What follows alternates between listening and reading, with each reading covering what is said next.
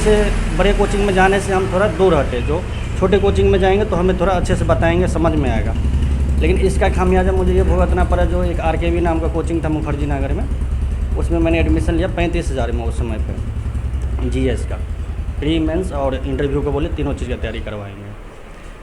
और 6 महीना या 5 महीना क्लास चला और वो कोचिंग रातों रात भाग गई। 35,000 रुपये मेरा डूब गया। मेरा ही नहीं, बहुत सारे ऐसे बिहार यूपी के बच्चे थे, उनका भी चले गए। रातों रात भाग गई वो, रात चली गई। हम उस बैच में हम लोग, और सबसे बड़ी बात तो यहाँ पे ये मैंने उस कोचिंग में देखा, ऐसे बहुत सारे कोचिंग में जैसे कोई DM SP नहीं भी होता है ना, तो ये लोग क्या करते हैं, बाहरी कहीं दूर से बंदे को बुला लेते हैं और क्लास में बैठा देते, बोल देंगे यहाँ के हरियाणा के, यूपी के, यहाँ के ये SDM हैं, ये आज आप लोग उससे मिलने बातचीत करने आएंगे। जब मैंने पता किया तो जो हम लोग को DSP बन के सामने क्लास में प्रेजेंट हुए तो वो DSP थे ही नहीं, बताइए। किया तो उसमें लॉ में भी करीब 1.5 लाख के आसपास मेरा खर्चा है। मेरी मैडम का B.Ed करवाया, उसमें करीब 1.5 लाख के आसपास में लगा है। फिर M.Ed चल रहा है, MA चल रहा है। तो मैं ऐसा नहीं है, जो अपने मेहनत के बदौलत जो है ये सब चीज़ किया। फिर यही दिल्ली में मकान भी, ज़मीन भी खरीदे, फिर मकान भी बनाए। वहाँ भी 1 मंजिल बनाए, अभी वहाँ से 10,000 रुपये किराया भी आते हैं। मैं सोचा उसको और धीरे धीरे 3-4 में कौन सी जगह खरीदे हैं? यही जो नेहरू विहार दृष्टि है, दृष्टि के जस्ट सामने है अपना मकान। जिन लोगों को सफलता नहीं मिली वो खुद सीना चौड़ा करके आते हैं और अपनी कमियों को बताते हैं, ताकि नए स्टूडेंट से ऐसी गलतियां ना हो। करते हैं, कोई दिक्कत नहीं। ये तो समाज की अपनी एक होती है नज़रिया, जो सरकारी नौकरी लग गया तभी वो कुछ कर पाएगा, ऐसा कुछ भी नहीं। 2019 में उनका सिलेक्शन हुआ था, तो अभी हमारे ही प्रखंड में DSP है जिनके साथ मैंने तैयारी किया था। तो ये है जो लगे हैं। हाँ, लगे रहने का मतलब ये नहीं, जैसे टीचर यहाँ पे बहुत बताते हैं जो लगे रहो, ऐसा नहीं लगे रहना। अब 10 साल बिता दिए। बहुत लड़के को हम अपने इसी समय देखे बहुत पागल हो गए, बहुत सुसाइड कर लिया। इसी गोपालपुर में 2-3 सुसाइड हुआ है। नमस्ते दोस्तों, मैं हूं शिवम दिवाकर और आपके लिए मुखर्जी नगर के सबसे ज़्यादा वीडियो बनाए हैं। आप लोगों ने इस चैनल पे 1,83,000 सब्सक्राइबर कर दिए हैं और मुझे पूरी उम्मीद है कि आप जल्दी ही 1,84,000 भी कर देंगे। आज की वीडियो में हमारे साथ में है प्रिंस जी। इनके ढाबा का नाम मैं आपको दिखाना चाहूँ तो है A1 रेस्टोरेंट और ये है गोपालपुर में। प्रिंस जी आए थे 2014 में UPSC की तैयारी करने मुखर्जी नगर बिहार से। अक्सर मुखर्जी नगर लाखों स्टूडेंट आते हैं, किसी का सपना पूरा होता है, जिनको UPSC में सफलता मिल जाती है और किसी को UPSC की तैयारी में सफलता नहीं मिलती। इन्होंने कई साल UPSC की तैयारी की लेकिन इनको UPSC की तैयारी में सफलता नहीं मिली। अब ये अपना रेस्टोरेंट चलाते हैं। इनके 2 हैं गोपालपुर में, एक यहाँ पे, एक थोड़ा सा आगे, लेकिन इन्होंने हार नहीं मारी। सबसे पहले मैं ये जानना चाहूँगा प्रिंस जी, आपने जब UPSC की तैयारी 2014 में शुरू की तो ऐसा ख्याल आपके मन में क्यों आया था कि हम दिल्ली चलते हैं और UPSC की तैयारी करते हैं चल के वहाँ पे? देखिए, हम लोग के तरफ अक्सर ये होता है। सबसे पहले तो आप जो भी हमें सुन रहे हैं, देख रहे हैं, उन सबको तहे दिल से मैं प्रणाम करता हूँ। और हमारे मैथिली में है, पैर छू के गोर लागै छी। तो सबसे अच्छी बात यह है, जो जब भी हम लोग बाहर निकलते हैं तो एक DSP को देखते हैं, SP को देखते हैं, एक ऑफिसर को देखते हैं, तो अंदर से एक ख्याल आने लगता है, अरे नहीं, हम भी कर सकते हैं। जब मैंने ग्रेजुएशन में था तो हमें एक टीचर मिले थे जहाँ पे इंग्लिश का हम क्लास करते थे। तो उन्होंने मुझे बताया UPSC के बारे में। तो उन्होंने बताए थे जो NCERT बुक पढ़ो 6 से लेकर 12 तक। उन्होंने मुझे 2-3 महीना पढ़ाए भी थे, पर उसने मुझे यहाँ मुखर्जी नगर के बारे में बताया। फिर मैं वहाँ से 2014 में दिल्ली आया था। और उसके बाद जब मैं तैयारी चालू किया तो पहले तो 1-2 महीना तक पूरा घूमे, क्योंकि एक उतना नॉलेज नहीं था। एक गाँव का होता है, पढ़ने में भी उतना जो एक अच्छा होना चाहिए वो लेवल नहीं था। मैं अपने आप को पूरा बताता हूँ सच्चाई। जो एक जड़ कहते हैं ना, जो अपने बिहारी में जो जड़ मजबूत होना चाहिए, वो जड़ मजबूत नहीं था मेरा। आए एक सपना लेके, फिर यहाँ पे आने के बाद बहुत सारे कोचिंग में डेमो क्लास लिए, घूमे भटके। तो बड़े कोचिंग में जाने से हम थोड़ा दूर हटे, जो छोटे कोचिंग में जाएंगे तो हमें थोड़ा अच्छे से बताएंगे, समझ में आएगा। लेकिन इसका खामियाजा मुझे ये भुगतना पड़ा, जो एक RKV नाम का कोचिंग था मुखर्जी नगर में, उसमें मैंने एडमिशन लिया 35,000 में उस समय पे। GS का प्री मेंस और इंटरव्यू को बोले तीनों चीज़ की तैयारी करवाएंगे।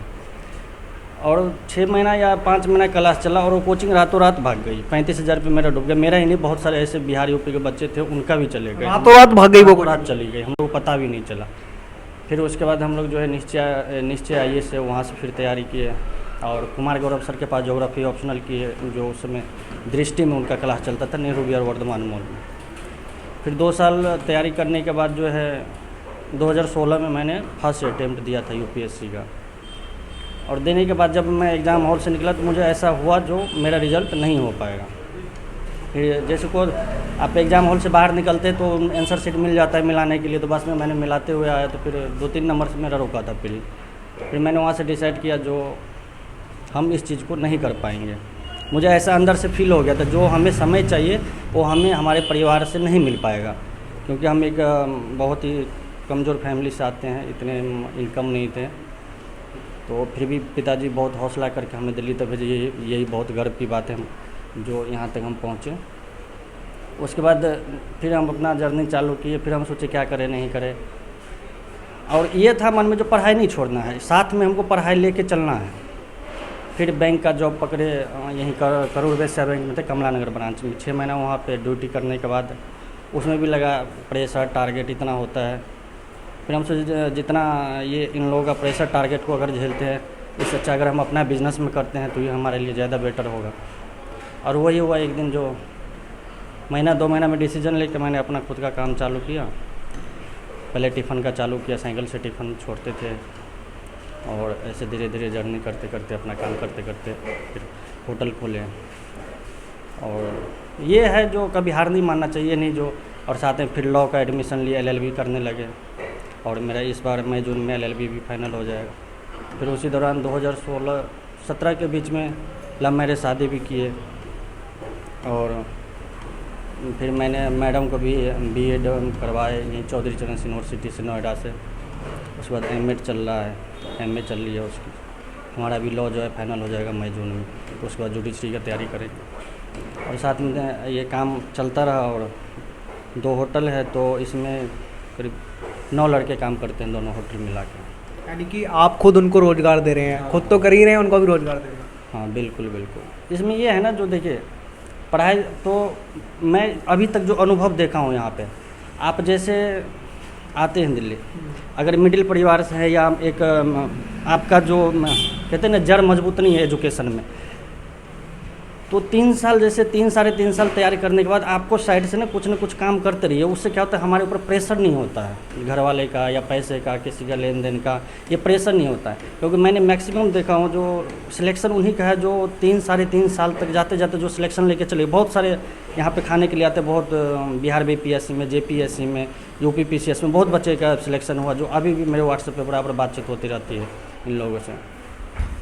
अभी तो हाल फिलहाल में एक हमारे साथ जिनके साथ हम निश्चय IAS में मेंस की तैयारी करते थे 2014-15 में, तो जो एक BPSC के थ्रू 2018 या 19 में उनका सिलेक्शन हुआ था, तो अभी हमारे ही प्रखंड में DSP है जिनके साथ मैंने तैयारी किया था। तो ये है जो लगे हैं। हाँ, लगे रहने का मतलब ये नहीं जैसे टीचर यहाँ पे बहुत बताते हैं जो लगे रहो, ऐसा नहीं लगे रहना। अब 10 साल बिता दिए, बहुत लड़के को हम अपने इसी समय देखे बहुत पागल हो गए, बहुत सुसाइड कर लिया। इसी गोपालपुर में 2-3 सुसाइड हुआ है। आपके टाइम के जो आपके साथ आए थे लगभग, उसमें भी बहुत फ्रस्ट्रेशन में चले गए, बहुत परेशान हो गए। उसमें बहुत सिलेक्शन भी ले लिए जो अच्छे पढ़ने में थे। अच्छा ये बताइए आपने UPSC के कितने अटैम्प्ट दिए, एक ही बार अटैम्प्ट दिया या फिर दोबारा भी ट्राई किया? नहीं, देखिए मैंने एक ही बार फर्स्ट अटैम्प्ट दिया था, और मुझे अपनी कमजोरी पता चल गया था। एक चाणक्य की बहुत अच्छी नीति है, जो खुद को जिसने पहचान लिया और उसको पहचान के आगे बढ़ने के लिए वो अच्छा काम होता है। क्योंकि देखिए अब जो गलती हमसे जो अगला व्यक्ति की है वही गलती हम करके अगर वहाँ तक जाए तो हम भी वहीं जाकर पहुँचेंगे। इससे अच्छा जिसने गलती किया उससे सीख लेके जो हमें खुद को अपनी कमजोरी को पहचान के और उसको आगे निकलना है। अच्छा आपको ऐसा नहीं लगा कि UPSC की तैयारी में मुझे सफलता नहीं मिली तो कोई और एग्जाम की तैयारी कर लेता हूँ? आप LLB कर रहे हैं, आपकी कंप्लीट भी होने वाली है, और साथ के साथ ढाबा भी चला रहे हैं। ढाबा चलाने की ये वाली किसने सलाह दी थी कि भाई UPSC में नहीं हुआ, मुखर्जी नगर आए थे बिहार से, तो अब ढाबा चलाने लगो यहाँ पे? ये जो है ना, मैं पहले से थोड़ा जैसे हमें अगले साल क्या करना है तो थोड़ा सा हम उसको प्लानिंग को देख के चलते हैं। जो ये नहीं जो अचानक एट अ टाइम जो है कोई भी डिसीजन लिए तुरंत ये करना है वो करना है, ऐसा नहीं। अब जैसे मैंने जब ढाबा का चालू किया तो मैं सोच लिया था जो अब मुझे क्या है UPSC की तैयारी किए हैं तो GS जो है ठीक ठाक है। तो जब जुडिशरी का जब मैं पेपर देखा तो उसमें जो बिहार UP का जुडिशरी का पेपर होता है तो इसमें 50% जो GS होता है UPSC लेवल का आता है और 50% लॉ से आता है। तो मैंने सोचा जो LLB करके और इसकी तैयारी करके, लॉ की तैयारी करके, और इसके बाद 1-2 बार जुडिशरी का पेपर देंगे। अगर हो गया तो ठीक है, नहीं हो गया तो इतनी नॉलेज रहेगा अपने पास जो कहीं भी किसी भी कोर्ट में प्रैक्टिस करके अपना वकालत कर सकते हैं, साथ में अपना काम भी चलता रहे। तो ये चीज़ होता है। अब ये नहीं जो क्या बहुत सारे स्टूडेंट को देखते हैं जो यहाँ पे आते हैं भटक जाते हैं, कोचिंग के पीछे एकदम भरमार भीड़ लगा देते हैं और जबकि हकीकत ये है जो आपको जब एक रास्ता पता चल जाता है तो आप खुद भी तैयारी कर सकते हैं। और अगर कोई बहुत सारे लोग मुझे पूछेंगे जो आप फिर क्यों नहीं करते रहे, तो मेरा एक कमजोरी ये भी था जो मुझे पढ़ने में भी उतना ये नहीं रहता था उस समय पे, जो जैसे बहुत लोग लड़के होते ना पढ़ते रहे। आप ये समझ गए थे कि जब आपने अटेम्प्ट दिया तो आपको ये समझ आ गया था कि मेरे बस की बात नहीं है, तो आसपास के लोगों ने या गांव वालों ने ये नहीं कहा कि यूपीएससी की तैयारी करने गए थे ढाबा चलाने लग गए ताकि? ऐसा कुछ भी नहीं, हमारे गांव का ऐसा कोई माहौल नहीं है।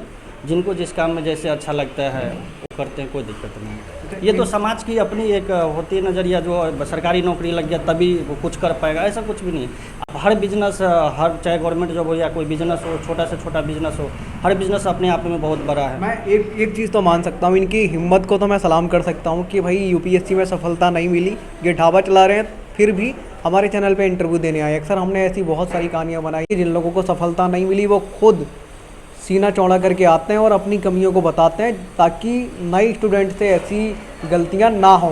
अक्सर बहुत सारे स्टूडेंट यही कमियां छुपा लेते हैं, अपने छोटे भाई बहन और दूसरे लोगों को बताते नहीं हैं, इस वजह से और गलतियां होती रहती हैं। अगर आपकी भी कोई ऐसी कहानी है, आप मुखर्जी नगर रहते हैं, मुखर्जी नगर के आसपास रहते हैं, तो हमारे चैनल पे शेयर करने के लिए आ सकते हैं। इंस्टाग्राम पे आप मुझे मैसेज कर सकते हैं, मेरी इंस्टाग्राम आईडी है शिवम दिवाकर के नाम से। प्रिंस जी, आप कुछ कहना चाह रहे थे? अच्छा, इसमें और जैसे मैंने बिजनेस चालू किया, लॉ किया, तो उसमें लॉ में भी करीब 1.5 लाख के आसपास मेरा खर्चा है। मेरी मैडम का बीएड करवाया, उसमें करीब 1.5 लाख के आसपास में लगा है। फिर एमएड चल रहा है, एमए चल रहा है। तो मैं ऐसा नहीं है जो मैं जो अपने मेहनत के बदौलत जो है ये सब चीज़ किया। फिर यही दिल्ली में मकान भी, ज़मीन भी खरीदे, फिर मकान भी बनाए। वहाँ अभी 1 मंजिल बनाए हैं, अभी वहाँ से 10,000 रुपये किराया भी आते हैं। मैं सोचा उसको और धीरे धीरे 3-4 में कौन सी जगह खरीदे हैं? यही जो नेहरू विहार दृष्टि है, दृष्टि के जस्ट सामने है अपना मकान तिमारपुर में। वाह, बहुत बढ़िया। यूपीएससी की तैयारी करने आए थे, सफलता नहीं मिली तो इन्होंने ढाबा चलाना शुरू किया, हिम्मत नहीं हारी और इन्होंने लव मैरिज शादी भी की थी। दोनों लोग मिलजुल के रहते हैं। और तो और सबसे बड़ी बात इन्होंने अभी जो बताई कि 9 लड़कों को इन्होंने खुद से रोजगार दे रखा है। अब इनका घर भी दिल्ली में है, इन्होंने इसी ढाबे से खरीदा है। अच्छा, 9 लोगों को कितनी कितनी सैलरी देते हैं?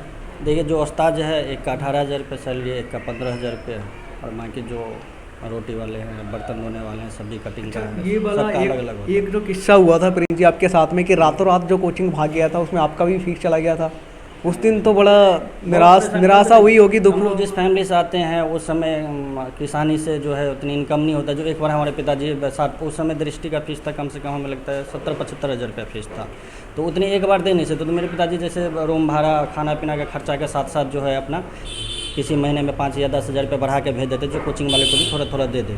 और ऐसा ही हुआ, जब एक अचानक चला गया तो हम घर पे बता भी नहीं पाए, जो कोचिंग वाले भागे, फिर अपना संघर्ष करते रहे, क्योंकि पापा भी परेशान हो जाते, जो अब इतना पैसा दिए, तो रात वो कोचिंग भाग गया, पैसे रातों रात चला गया। ऐसे बहुत सारे, करीब उस बैच में हम लोग।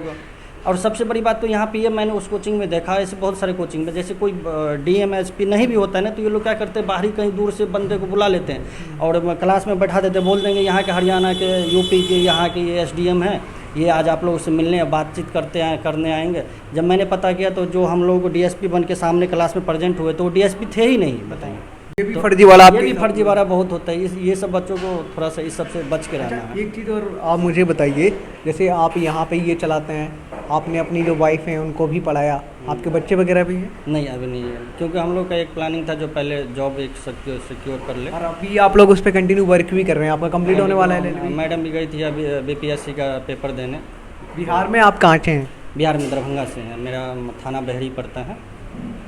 अच्छा, दरभंगा वाले भी बहुत सारे दोस्त हमें देख रहे होंगे, पूरे देश भर के देख रहे होंगे। आप जहाँ से भी ये वीडियो देख रहे हैं, मैं आपसे यही कहना चाहूँगा कि आप इस वीडियो को ज़्यादा से ज़्यादा शेयर करें ताकि लोग ये भी देख पाएँ कि ऐसी ऐसी स्टोरी भी हैं। और सबसे अच्छी बात जो अभी इन्होंने बताई कि आप कोचिंग को कभी भी जल्दबाजी में ज्वाइन ना करें। आज की वीडियो में इतना ही। अगर आपको ऐसा लगता है कि हम कोई और सवाल पूछना भूल गए तो आप कमेंट बॉक्स में ज़रूर लिख भेजिए। मिलते हैं आपसे किसी और वीडियो में। ये वीडियो देखने के लिए आपका बेहद शुक्रिया।